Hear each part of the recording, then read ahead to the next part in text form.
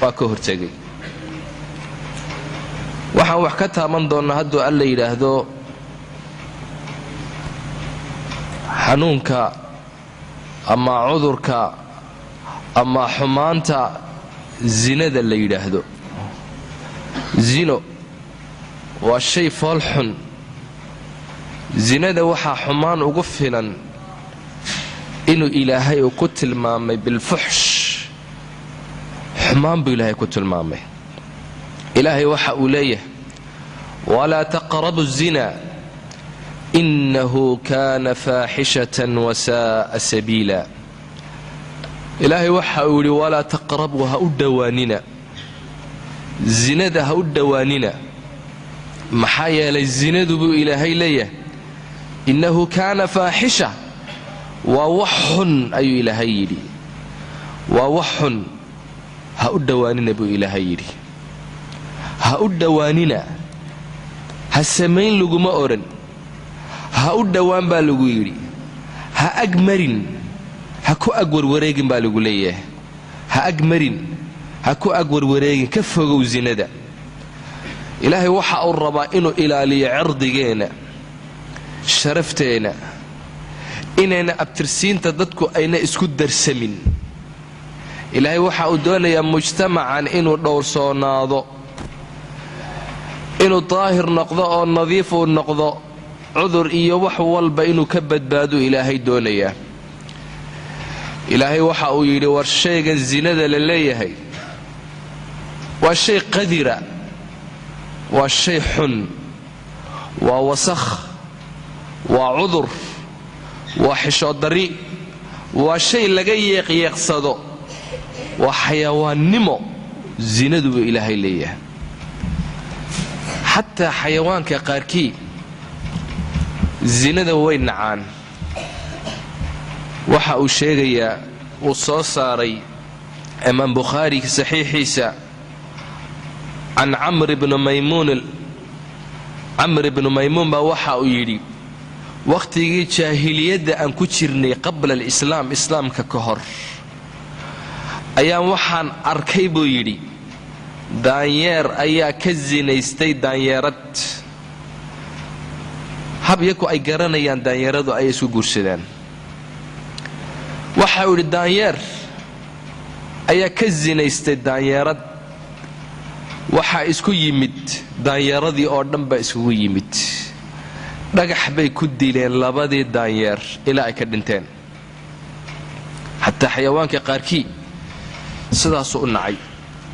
ibnulqayim waxa uu leeyahay fa haaulaa'i alquruud aqaamuu xadda allaahi xiina catalahu banu aadam ina nebi aadam xadkii ilaahay markii uu iska diiday inuu tadbiiqiyo xataa xayawaanadii ayaa tadbiiqiyey ikhwaani zinadu dadka ay ku faafto waa astaamo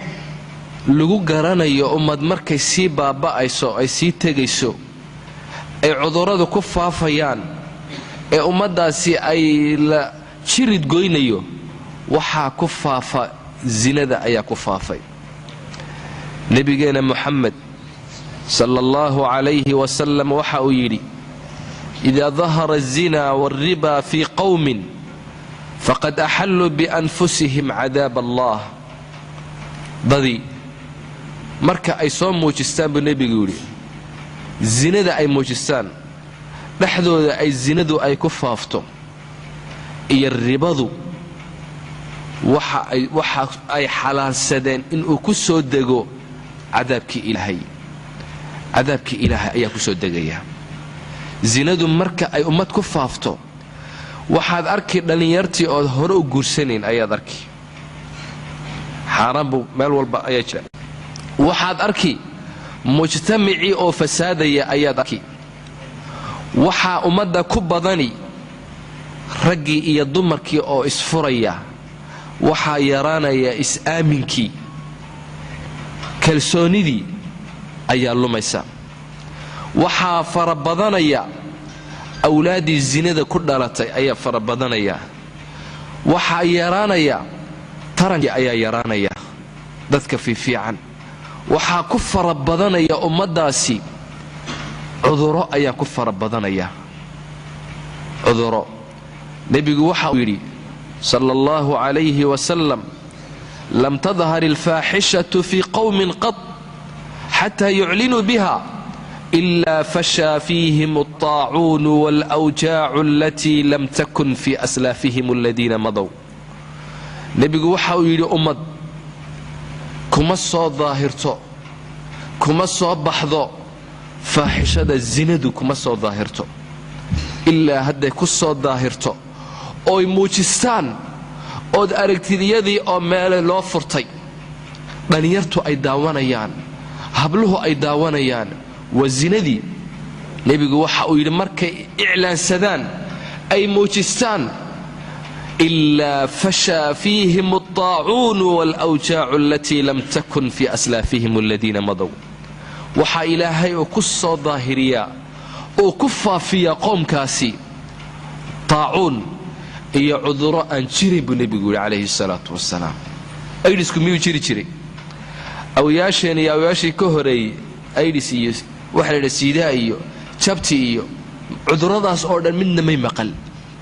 maxaa keenay in maanta cuduradaasi ay soo daahiraan zinadii baa faaftay waxa nabigu inoo sheegaya maanta loo ihtifaalaya waxa la leeyahay waa maalinkii aydiska weeyaan aydiskii ummadii buu xasuuqay waa cadho ilaahay waa askari ilaahay dad marka ay kibraan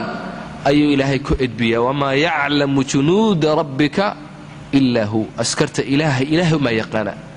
waa askari ilaahay cudurkaasi ilaahay baa ummadda ku edbinaya ikhwaani waxa inaga filan zinadu inay wax xun tahay ilaahay iyo nabiga Muhammad alayhi salatu wasalaam waxa ay ku tilmaameen in uu yahay akbar dunuubta kuwa ugu waaweyn kuwa ilaahay ka fogeynaya jannada ka fogeynaya arada ilaahay kugu soo dajinaya naarta kugu tuuraya shaytaan uu kula saaxiibayo waa dunuubta waaweyn zinadu nabiga alayhi salatu wasalaam waxa la weydiiyay أي ذنب أعظم رسولك إلهي ذنب محا وين أيا لويدية ذنوب تواوين رسولك إلهي وإلهي نوغو عرانا يا النار تأن كجلين الناشك رسولك إلهي نبي وحا يري صلى الله عليه وسلم أن تجعل لله ندا وهو خلقك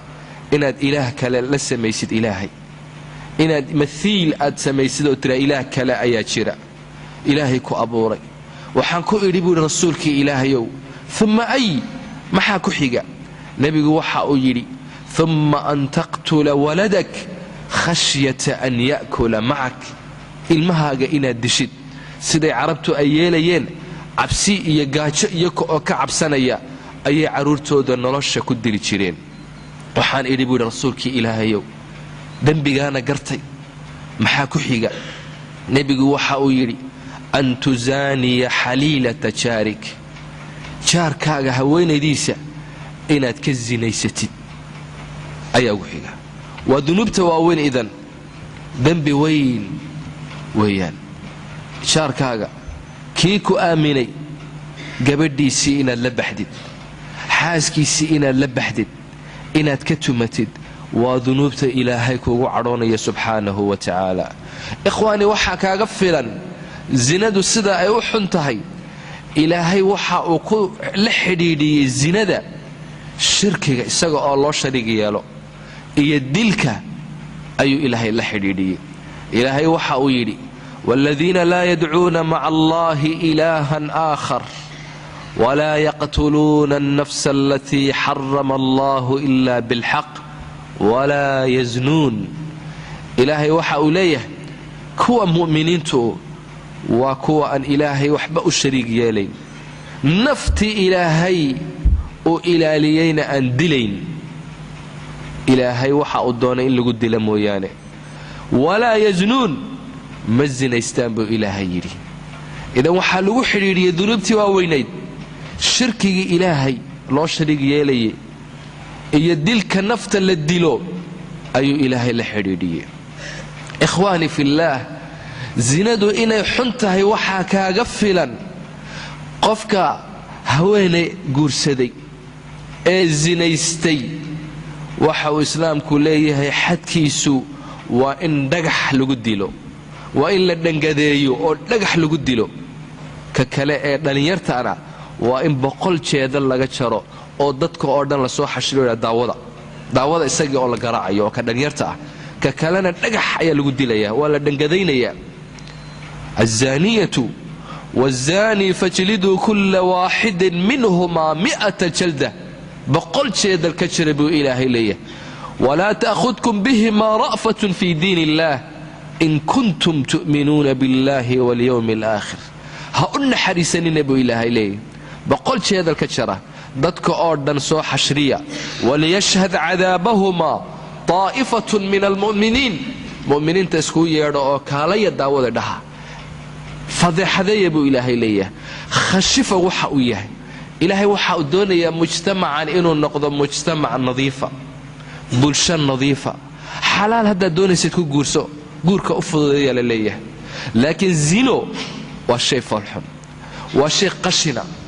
والشيء لغي يقصدو وحا إنك غفلا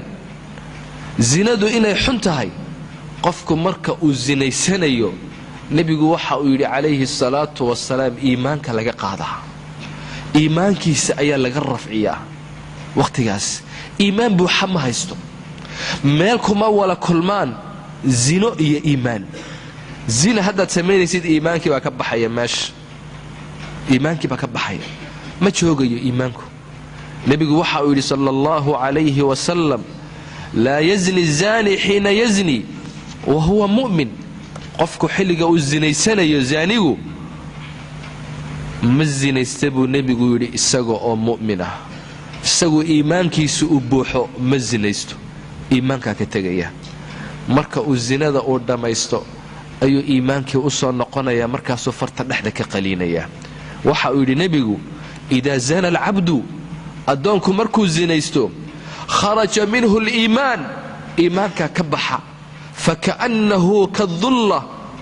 fakana kadhulla waxaad moodaa isagii oo dalayado kale oo ka sareeya fa idan qala'a minha markuu zinada u faraha u ka qaado raja'a ilayhi al-iiman markaasuu iimaankii u soo noqdaa maxaad u malayn zinada maanta la xalaalsaday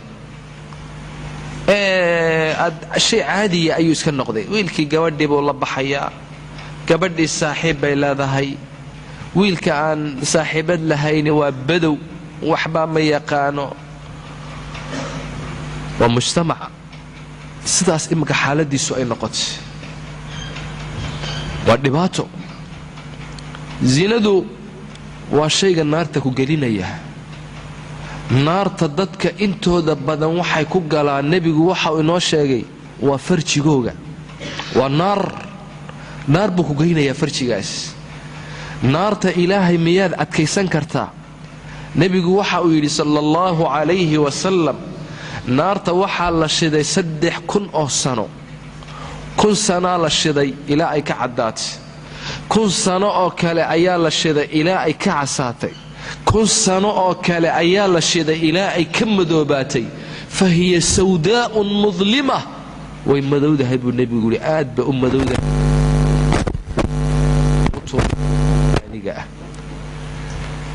nebiga waxaa la weydiiyey sala allahu calayhi wasalam can akthari maa yudkhilu annaasa annaar nebi allow noo sheeg dadka intooda badan maxaa naarta geliya adaa rasuulkii ilaahaya adaa xabiibkii ilaahaya adigaa garanaya dadka intooda badan naarta waxay u gelayaan ee noo sheeg rasuulkii ilaahayow nebigu waxa uu yidhi laba shay ayay dadka intooda badan naarta ku galaan alfamu waalfarju fami afkiisa qofka labada bishimood inta u dhaxaysa carabkaas iyo farjigiisa cawradiisa labadaa shay buu yidhi nebigu calayhi salaatu wassalaam ayaa naarta geliya waxaa nebiga la weydiiyey can akthari maa yudkhilu annaasa aljanna jannadana intooda badan maxay ku galaan rasuulkii ilaahayow nebigu waxa uu yidhi taqwa allaahi wa xusnu lkhuluq ilaahay oo laga cabsado iyo dabeecadda wanaagsan labada shayna jannada waa lagu galaa. subxaan allah. naartii ilaahay waxaa ku geynaya waa farjigaaga. farjigan haddaad qaban weydid ood gabadh walbaad ku eryatid naar baa lagugu tuurayaa. ilaahay kuma naxariisanayo maxaa yeelay adaa isku naxariisan waaye. cudur baa adduunka kaaga goyn, aakharana naar baa lagugu tuuri. xaggaa maxaa ku tuuray qofka? waa naar, waa xumaan, waa fuxshi. maxaa ku tuuray? waa farjigiisa. sifaadkan mu'miniinta ah oo ilaahay inoo sheegay, kitaabkiisa inoogu sheegay, farjigooga way ka adag yihiin buu ilaahay yidhi. bal waxay ku galaan jannaatul culya, jannooyinka sare ayay ku galaan. bal waxay ku galaan firdows alaclaa, jannada ugu saraysa ee firdows alaclaa la yidhaahdo ayay ku galaan. ma doonaysaa inaad nebi moxamed jannada la geshid sala allahu calayhi wasalam? subaxdii walba inaad nebiga salaamtid, ambiyaadii ilaahay inaad salaamtid, inaad ilaahay mar walba aragtid ma doonaysaa? jannada haddaad doonaysid farjigaaga ilaali. ilaahay markuu inoo sheegayay dadka firdows alaclaa gelayay sifaadkooga markuu ilaahay waxa uu yidhi qad aflaxa almu'minuun aladiina hum fii salaatihim raajicuun. waxaa liibaanay buu ilaahay yidhi, mu'miniintii ayaa liibaanay. waa kuwe? waa kuwa salaadooda ku khushuuca. waaladiina hum cani allagwi mucriduun, laqwigana waa kuwa ka jeesta. waaladiina hum lizakaati faaciluun, kuwa zakada dhiiba. waaladiina hum lifuruujihim xaafiduun, waa kuwa farjigooga ilaaliya buu ilaahay yidhi. ilaa calaa aswaajihim aw maa malakat aymaanuhum fainahum hayru maluumiin. dumarkooga laguma canaananayo. faman ibtaqaa waraa'a dalika faulaa'ika hum alcaaduun. ninka meel kale wax ka raaraadiyo ilaahay yidhi waa kuwa xadgudbay ee ilaahay u badheedhay inay la dagaalamaan. waaladiina hum liamaanaatihim, waa kuwa ammaanadooda iyo cahdigooga raacuun ilaalinayay. waaladiina hum calaa salaatihim yuxaafiduun, waa kuwa salaadooda xifdinayay. kuwaasi xaggay dhexlayaan? ulaa'ika hum alwaarihuun aladiina yariuuna alfirdowsa alaclaa, aladiina yariuuna alfirdowsa hum fiiha khaaliduun. jannadaa firdowsa ay dhexlayaan buu ilaahay yidhi. idan sifaadkooga maxaa ka mida? inay farjigooga ay ilaaliyaan ayaa ka mida. waaladiina hum lifuruujihim xaafiduun, farjigooga ilaaliyaan. jannada haddaad doonaysid nebi moxamed baa kuu ballan qaadaya inaad jannada geli haddaad ilaalisid laba shay oo quraata ilaali. nebi moxamedna waxa uu ku damaano qaadayaa, kuu ballan qaadayaa inaad jannada aad geli. nebigu waxa uu yidhi sala allahu calayhi wasalam, man yadmanu lii maa bayna lixyatayhi wamaa bayna rijlayhi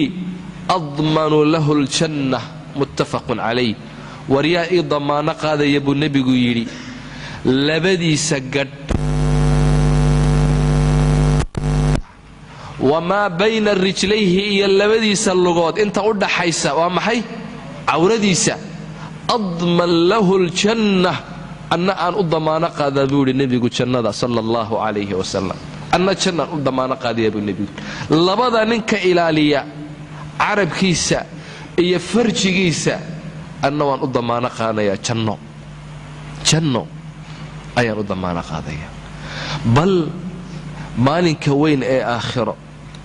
maalinka weyn ee khalaa'iqda oo dhan ilaahay uu banaan quraata ku kulminayo, jin iyo insi, waxshi iyo gebi, malag, banaan quraata la iskugu imanayaa. dadku way qaawan yihiin maalinkaas, way qatan yihiin, waa la dhibaataysan yahay. 50,000 oo sana meeshaa la taagan yahay. cadcaddi baa lagu soo dhoweeyey,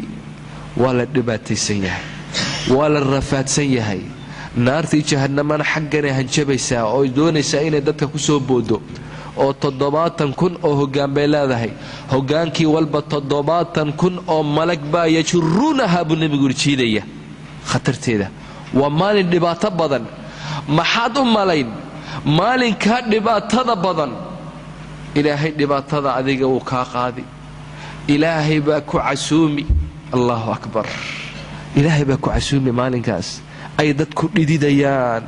dhididku dhulka gelaya oo ku soo baxayo, dhibaataysan yihiin, qofku warwarayo oo manaar baa lagugu tuuri, ay dadku isla yihiin. adiga ilaahay meeshaa kuma geynayo, carshigiisa hoostiisuu kugu casuumayaa ilaahay. maxaa ka wanaagsan ilaahay oo ku casuumay? casuumadda ilaahay ma bariis iyo baastad u malayn? casuumadda ilaahay maxaa ka fiican? nebigu waxa uu yidhi sala allahu calayhi wasalam, sabcatun yudiluhum allahu fii dillihi yowma laa dilla ilaa dilluh. toddobuu ilaahay maalinka u hadhayaa, u casuumaa ilaahay maalinka uuna hadh jirin hadhkiisa mooyaane ilaahay subxaanahu wa tacaala. carshigiisa hoostiisa ayuu ilaahay ugu hadheeyaa. imaam caadila iyo washaabun nasha'a fii cibaadati illaah, nin dhallinyara oo ku barbaaray cibaadada ilaahay. warajulun nin qalbigiisu uu mucallaqun bilmasaajid, masjidka uu qalbigiisu ku xidhan yahay. xilimaa la aadaami, talow salaaddii may gaadhay, masaajidka xilimaan tegi, masaajidku ku xidhaya qalbigiisu. warajulaani taxaabbaa fillaah, iyo laba nin oo ilaahay dartii isku jeclaaday. ijtamaca calayhi watafaraqa calayh, ilaahay dartii bay ku kulmeen, ilaahay dartiina ay ku kala tegeen. waa kaan doonaynay. warajulun dacathu imra'atun daatu mansibin wa jamaal, iyo nin ay u yeedhatay haweenay qurux badan, mansilad leh, darajo leh, karaamo leh, lacag leh, sharaf leh ayaa u yeedhatay. kaale waa u labisato, kaale bayt. oo maxaad iga doonaysaa? waan tumanaynaa.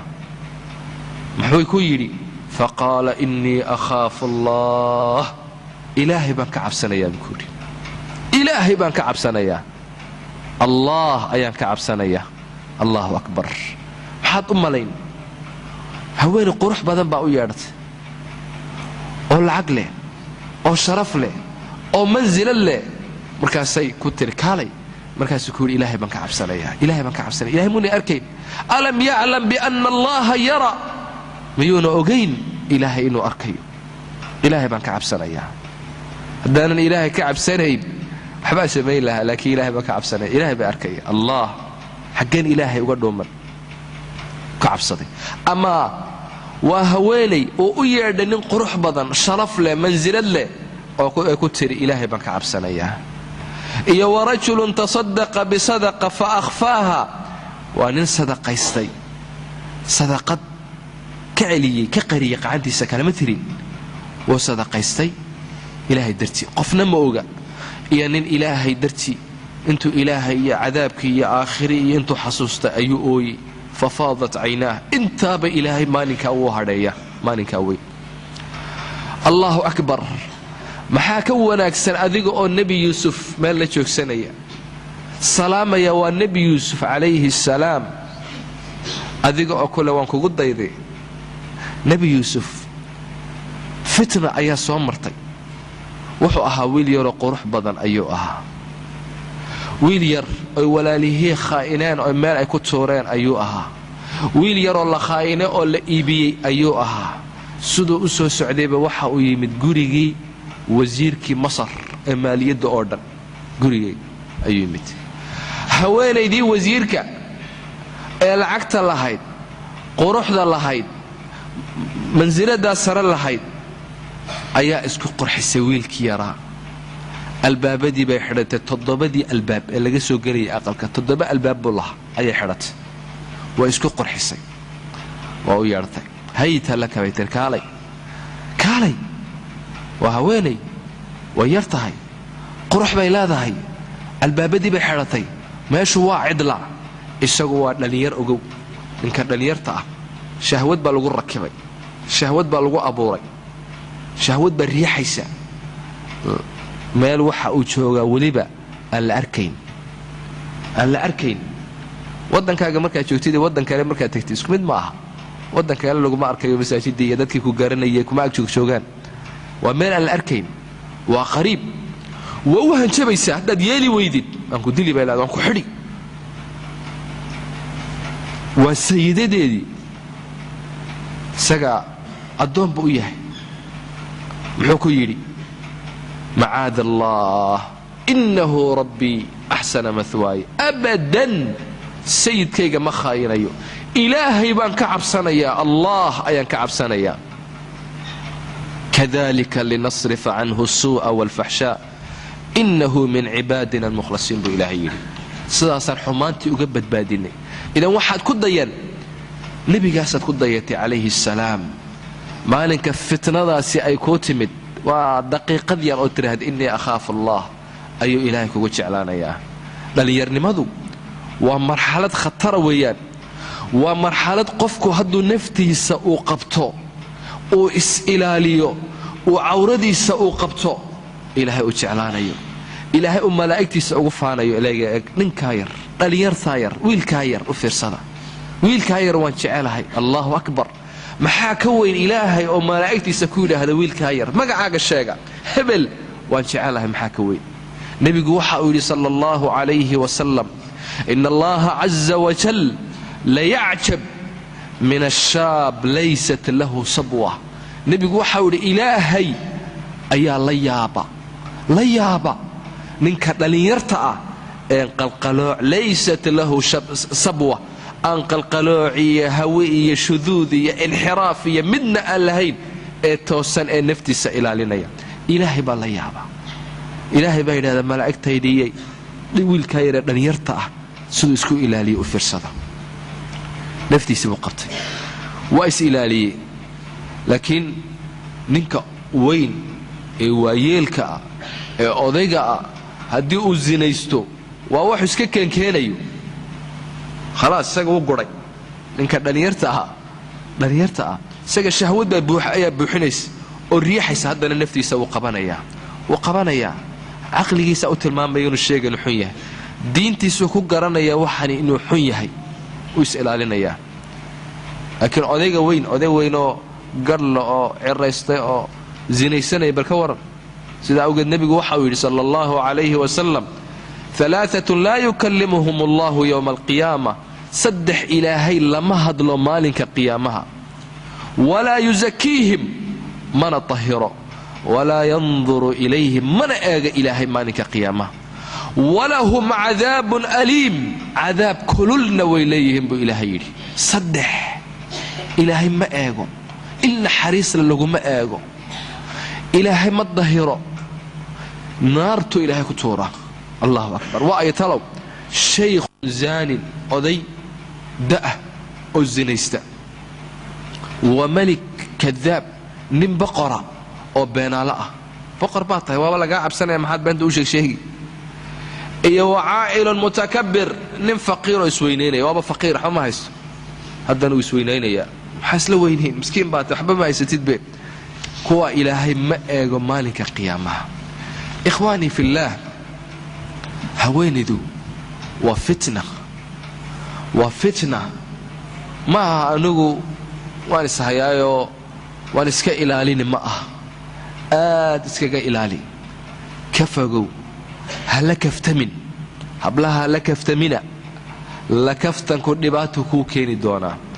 maxaa yeelay nebigeenna muxamed sala allahu calayhi wasalam waxa uu yidhi maa taraktu bacdii fitna adaru cala alrijaali min annisaa dabaday kagamaan tagin ragga fitnad kaga daran dumarka buu nebigu yidhi calayhi salaatu wasalaam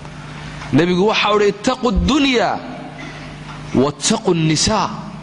war adduunka ka cabsada oo iska ilaaliya dumarkana iska ilaaliya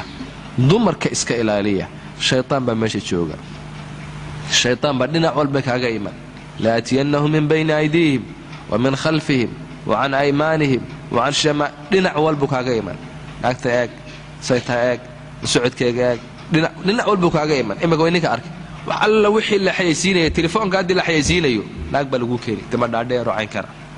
shaag baa la xayaysiinaya naag baa lagu keenaya qaawano qaraaficda qadhaf kaga siinaysa lagu keeni shay walba maanta dumar baa lagu xayaysiinayaa shay walba waa dumar gaaladu waxay yidhaahdeen war dumarkii iyo raggiiba is eryanayo balmaan isku dayno markay kale dhargaan way isdaynayaan waxaa yaraan baa la yidhi zinadii baa yaraan xumaantii baa yaraan haddaa isku dayno hala isku daayey yurubtii iyo maraykanka iyo waxaa la yidhi waa xar qofku wuxuu doono samayn karaa waa la isku daayay gabta la iska galay ma lagu joogsaday inta may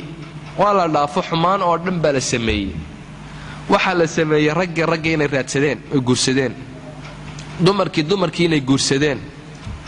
raggii waaweyna caruurtii yarayd dadkii inay xayawaankii dawladaha qaarkood sida faransiiska oo kale naagtii walba ay bay leedahay lagu leeyahay naagtii walba ay bay leedahay ay yar bay korsataa maxaa keenay ay iyo qurunka maxaa keenay waxa soo baxay aljinsi electronic waxa la yiraahdo maanta internetka galaysa meelo waxa jira la galo bas naag baa ku sheekaynaysa oo waxay rabtaa inay macna ku tiraahdo waan ku dajiyay bas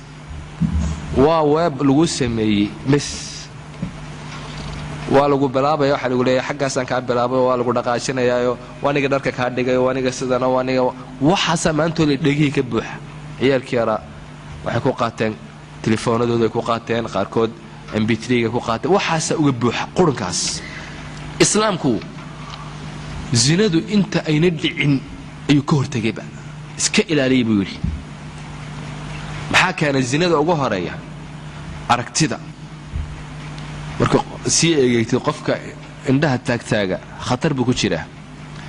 ka indhaha taagtaaga dad aragtida si taagtaagaya khatar buu ku jiraa marka hore aragtiba timaada kadibna waxa yiraahdaa khaatira ya dhacays fikrad baa imanaysa fikradaasina waxay dhalisaa shahwadaasina doonitaan عزيمة timaada marka dambe go'aan qofkii zinadii iyo xumaantii ku dhacaa sida awgeed nabigu waxa uu sallallahu alayhi wa sallam an-nadra sahmun masmumun min siham iblis waxa uu nabigeenu Muhammad sallallahu alayhi wa sallam aragtidu oo la eego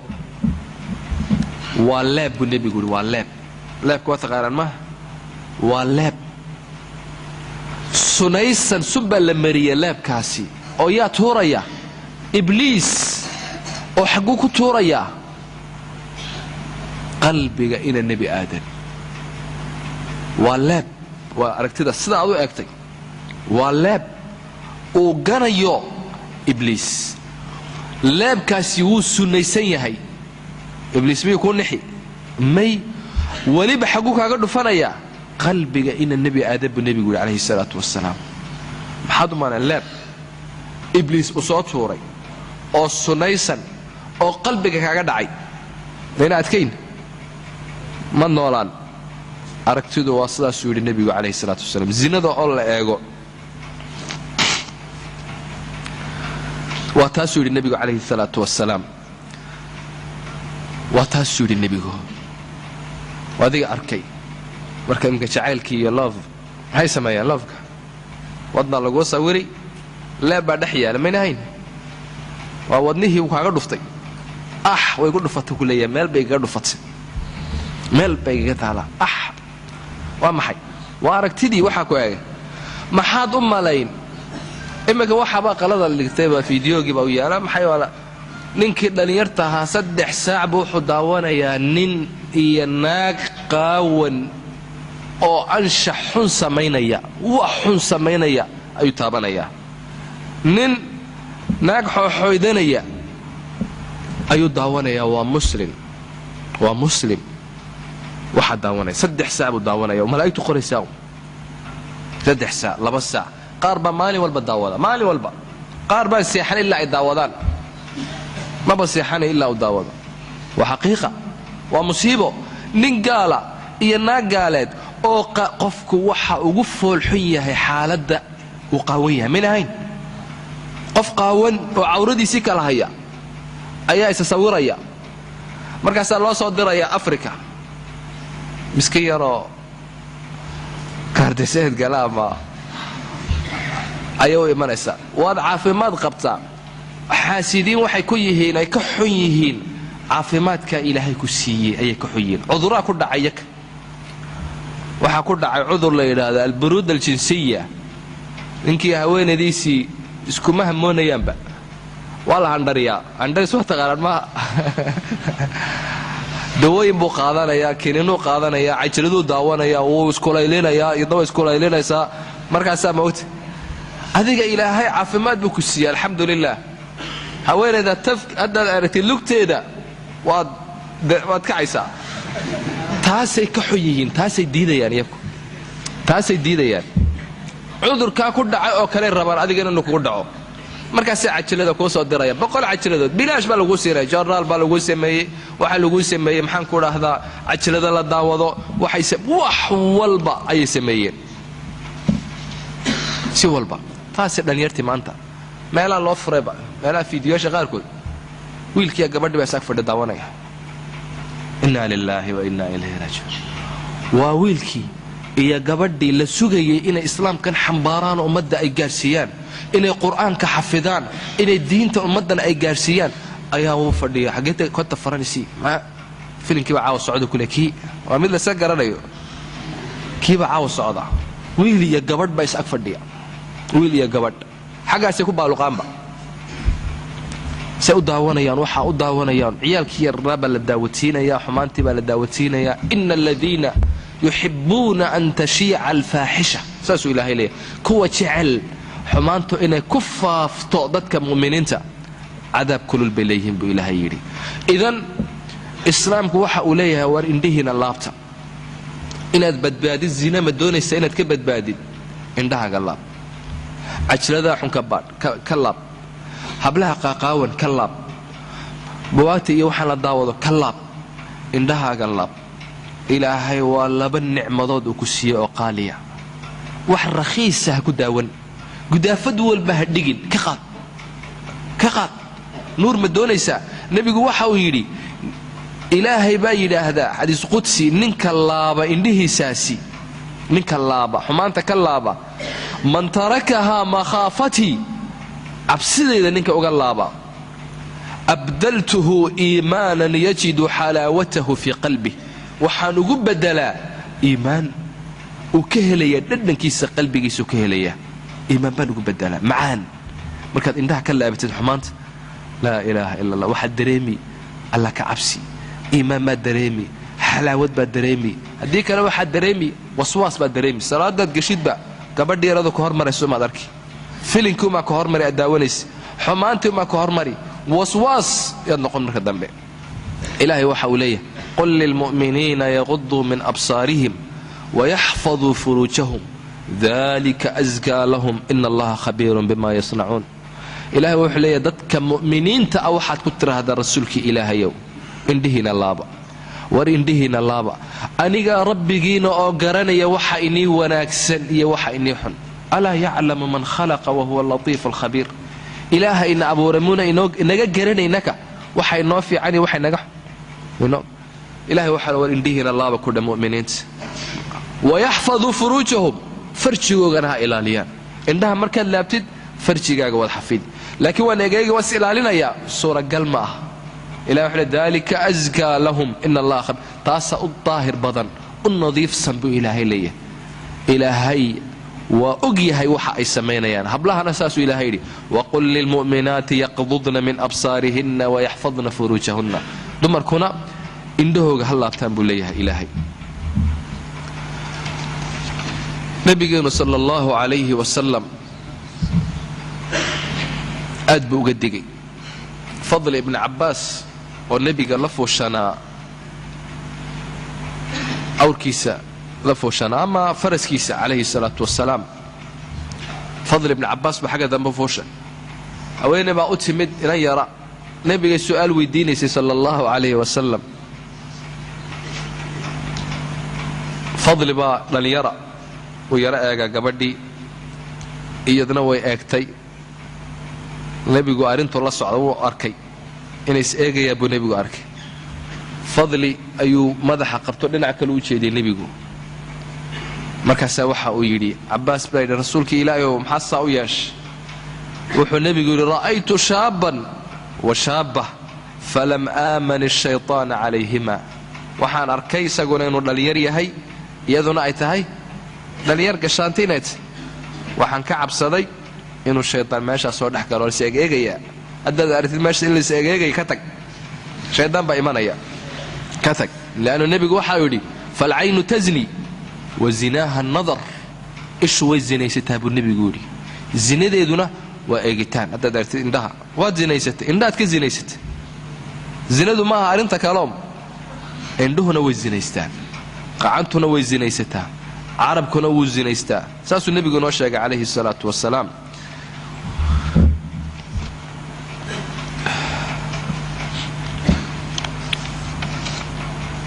ikhwaani fillaah qofku waxaasoo dhan inuu ka fogaado ayaa loo baahan yahay dariiqa la faliisanaya xataa nebigu waxa uhi wa dariiqa xaqiisa siiya dariiqa xaqiisa siiya iyaakum waljuluus biuruqaat dariiqa aad faliisanaysaan iska daaya buu nebigu yidhi haddaad faliisanaysaan oo laabudda min majaalis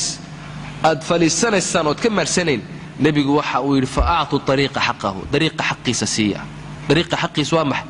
indhaha ood ka laabatid dhibaatada oo dariiqa aad ka qaadid qofkii ku salaamo ood salaantid ka celisid wanaagga oo dadka aad amartid xumaanta oo dadka aad ka reebtid taasi waa daruuri tan labaad waa inaad gabadh aad weligaad la ciloobin gabadh keliyaha la noqon ka fogow maya waan dhowrsanaha may gabadh waa walaashayoo kale de waa walaashayoo kale imsaid waa walaashayoo kale uureeyey waa walaashayoo kale anugu dee adugu anugu may war waa walaashayoo kale wallaahi waxaa la arkay qaar walaashood fuulay walaashood waaba gabadh yaroo iskuulka isla dhigtaan cashir baan wala dhiganaynaa maa cashirka alaad wala dhiganaysaan kanaa la dhiganayaa daaraddana waa la yaro eegayaa marka la yaro baxo waa la isku yaro bilaabaya waa xaqiiqa waa saa jirta sidaa awgeed nebigu waxau yidhi calayhi salaatu wasalaam midna ayuuna gabadh la cidloomi buu nebigu yidhi midna cumar ibni cabdilcasiis baa waxau leeyahay laa yakhluwanna axadukum biimra'a walow kaana yucallimuha alqur'aan midna ayuuna la cidloobin gabadh waa cumar ibn cabdilcasiis alkhaliifa alkhaamis midna ayuuna la cidloobin gabadh walow yucallimuha alqur'aan walow hadduu qur'aanka u barayo qur'aanka wadaadkii masjidka laga keenay qur'aanka ayaa la leeyahay ayuuna la cidloobin kitaabkii kala furinaa kitaabka kala furiyo farahaygu daawanayaaba waa xaqiiqa wallaahi aladii laa ilaaha illaa hu waxaan garanayaa anigu macallinkii gabadhiisa u wareeyey qur-aanku u dhigayey waa sheekh kutubtu noo akhriyi jiray aayarmu masjid ka yimaado gabadhiian qur-aanka usoo dhigayaayo maalintii dambe waa gabadhii uur leh naa maxaa ku hale wadaadka waa musiibo dee wadaadkii wuxuu yidhi war dee way dhacday arrintu way dhacday marka laa yakhluwanna axadukum biimra'a walow yucallimha walow qur'aanka hadduu barayo ha la cidloobin gabadh qur'aanka haddaad baraysid meesha shaydaan baa jooga waaka nebigu waxa uu leeyahay maa khalaa rajulun biimra'a mid lama cidlooba haweenay ilaa kaana haaliuhumaa ashaytaan ka saddexeeya waayo shaydaan baa bilaabaya xaggaygu ka soo bilaabaya inanka daawo xaggaagu ka bilaabaya gabadha daawo faraha daawo bal daawo se eegayso afkayga eeg indhahayga eeg waa cawdu billah yaa shaydaan baa meel jooga khalaas marka dambe waxaad haysaanba waad dhigi wallaahi waa xaqiiqa ya ikhwaan qosal ma ah waa dhab sidaa awgeed nebigu waxa uu waryaada ilmuhu 7 jir hadduu gaadho farriquu baynahuma fi lmadaajic kala fogeeya muruu abna'akum bisalaat bisabc wadribuuhum calayha bicashr wafarriquu bayn ilmuhu 10 jir hadduu gaadho wiilkii iyo gabadha kala fogeeyaa la yidhi kala kaxeeya hayse ag seexinina waxaa laga walaashiinu taaban waayo laakiin habla kale u raadsado waa ilmo yar weeyaan laakiin iska ilaali maanta ciyaalka hore u baaluqaan dadkii hore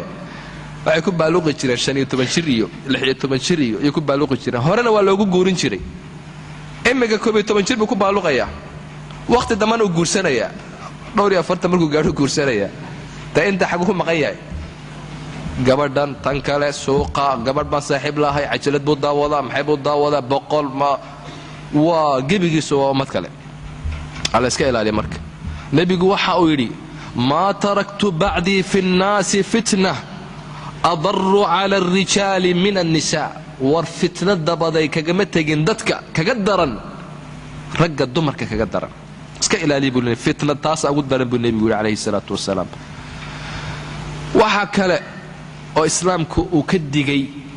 haweeneedu inta iscadariso isqurxiso inay ragga u baxdo inay xijaabkayga qaadato weyn hadda marba baxayso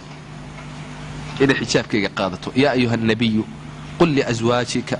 wa banaatika wa nisaa'il mu'miniin yudniina calayhinna min jalaabibihinna ila isaasu leeyahay waxaad ku tira mujtamaca la ilaalinaya zina laga ilaalinaya xumaan ba laga ilaalinaya war wiilkii indhahaaga dhowr gabadhii indhahaaga dhowr ha isla cidloobina gabadha xijaabkaaga qaado haday gabadhi ku qaadato garan yaro khafiif oo surwaal ku xirato oo nigiskeygiso hada waa waxa socda nigiskeygi xagga ka soo muujinaysa waa sidii inamadu ay sameeyeen haday doonto naasheeygiba inta ka muujinaysa timihii bay qaawis baashi caseed ba ku marsatay gabadha dheer way ku soo agmaraysa qadaf maxaa dhici ka sheekay marka mujtamacadu saa isku bedelo gabadhii xijaabnid loo arkay badawad waa badawad baleetani ilaahay waxa uu waxaad ku tiraahdaa rasuulkii ilaahayow dumarkaaga iyo hablahaaga iyo dumarka mu'minaadka xijaabkiina qaat adkaysta mujtamacu ilaahay ilaalinaya xumaan ilaahay lama doonayo dadkan inay jiraan buu ilaahay doonaya dhowrsoonidoodu ilaahay ilaalinaya cuduradan faafay oo dhan ma yimaadeenba xijaabkiina qaat اختلاط أيون دعم بالليه وحى صوردن هدنا يضو انت صوردن أي جرتو نبي وحى أوليه هاي هالله فضيدي جورك دليرت جورك هالله فضيديو هالله فضيديو جورك مهرك هالله فضيديو أيا لو قادر عليس نبي وحى صلى الله عليه وسلم يا معشر الشباب من استطاع منكم الباءة فليتزوج دل يراي بالنبي يقول اضيالي لبورك دل يراي منك كرا انه غورسدو هغورسدو النبي يقول تاسا انديس اوفي عن عورديس اوفي عن منك كري واي سونك هبديو دل يراي ساس النبي يقول ليه النبي وحى إذا أتاكم من ترضون دينه وخلقه مد أضرالي كتهين هدو إليه ما دوس كبردي إنه نجسوا الدنيا دين تيسي يا أخلاق دي سرالي ما كتهين وأن دين له وأن أخلاق له وأن أمانة له فزوجوه وحكي لها سي جاي العقد ما هيسع ولا جاي بين أيامك إمساد هيسع ده إمساد هيسع نبي جوا حوله هدو إليه ما دو مد دين تيسي أضرالي كتهين أخلاق دي يا أمانة دي فزوجوه أجوريه أفضل دي أرنت أدو وحقدر بعض وكو أسطر مانت وحقدر أسطر فزوجوه أجوريه إلا تفعلوه هذا سدا أديالي ويدان وفرش حديث كالنبي هذا تقول كفوديدين ويدان أدوح كلا أكتان تكن فتنة في الأرض أرض فتنة أهان وفساد عريض أما فساد كبير رواية كلا فساد وين بأرضا كف فساد بالنبي يقول أيا كفافي فساد وين هبله بالا لبحسن هبله بالا لكفسن هبله بالا أورين عرور يروح فربضان فروخة أيا فربضان عذرا أيا من ودنك عذرا أي لسبا دعي شبتي با دعي بقول عذر أيا دعي وما حي إلا تفعلوه تكن فتنة يقول أبا وكوري كوكوري ما يقول يقولي ما كله يقولي كوكوري ما يقول واحد دعوة ذاك دون تابيولي أم هاد دعي gabadhii buu la baxsaday wuu ureeyay odaygii baa yidhi aabban kuu guurin waa xilima waa markuu caloosha u buuxiyey waa xaqiiqa fitnadaasaa dhacday waa maruu ureeyey fasaadkaasi dhacayuu leeyan kuu guurinaya nebigu waxau yidhi inna min yumni almar'ati taysiiru khidbatiha wa taysiiru sadaaqiha naagta barakadeeda waxaa lagu garan meherkeegu waa fudud yahay doonisteeduna وفدود يهب النبي يقول عليه الصلاة والسلام والله وإن الله فضيديو بل يرتع وإن الله فضيديو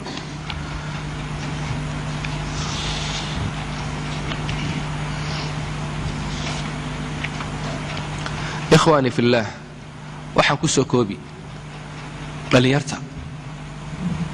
waxa idin sugayaa waa waajib weyn ummaddu wax badan ayay inaga sugaysaa ummadeennu waxay inaga sugaysaa inaad waddankan inaku aad maamushaan waxaa tahay aabbihii beritoola tahay wasiirkii beritoola waa adiga madaxweynihii beritoola waa adiga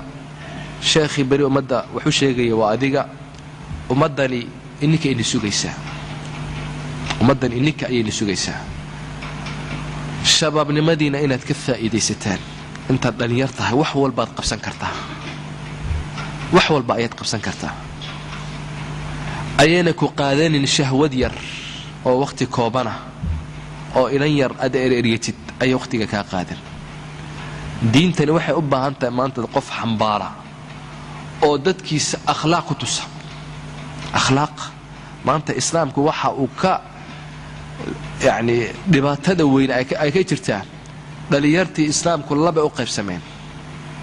laba waa dhalinyartii islaamku sugay laba u qaybsameen mid diintii si xun u fahmay oo ummadda qarxinaya sida maanta ka dhacday Soomaaliya aad maqlayseen 19 iyo ziyaada ay ku dhinteen si xun buu diintu u fahmay waa irhaabi waa mutatarrif waa seeflabood diintii waa wuxud si kale u fasirta diintii culimada kama dhigan caamadana way caamada dhaantaba kaasi looma baahno mid kale jira isaguna oo dhinaca kale ah diinta waxba kama garanayo hablaha iyo xumaanta iyo meelahaas uu yaqaanaa turubki iyo bas wax kale ma yaqaano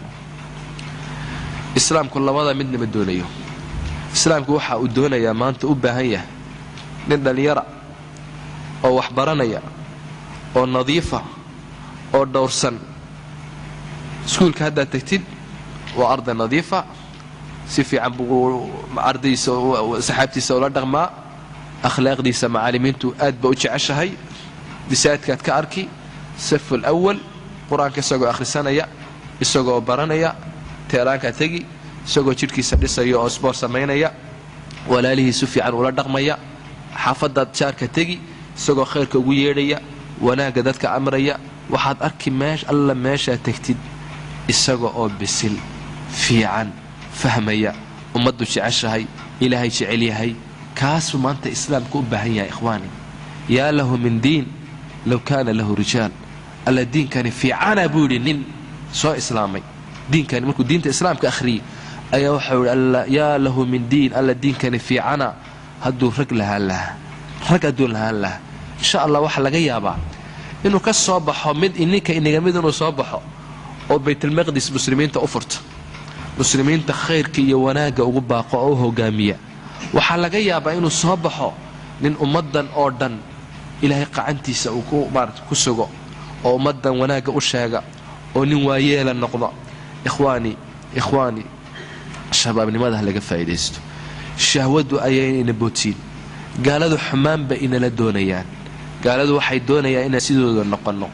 inaan gaalowno wadda aladiina kafaruu saasuu ilaahay leeyahay gaaladu waxay doonayaan kuwii gaaloobay inaan sidooda aad noqotaan bay doonayaan buu ilaahay leeyahay yawaddu aladiina kafaruu law takfuruun haddaad gaaloobi lahaydeen waxay doonayaan inay xumaamtu dhexdeena ay ku faafto cudurradina dhexdeena ku faafaan inaan isnacno inaan isdilno xumaantaasoo dhan bay rabaan waxaan rabnaa dhalinyar fiican oo diinta fahmaysa si wanaagsan oo muctadila u fahmaysa nadiifa dhowrsan ummadooda khayrka iyo wanaagga u baaqaya ayaa la rabaa ilaahay intaa inagu anfaco wajazaakum allahu khayran وصلى الله على سيدنا محمد وآله وصحبه أجمعين والسلام عليكم ورحمة الله وبركاته.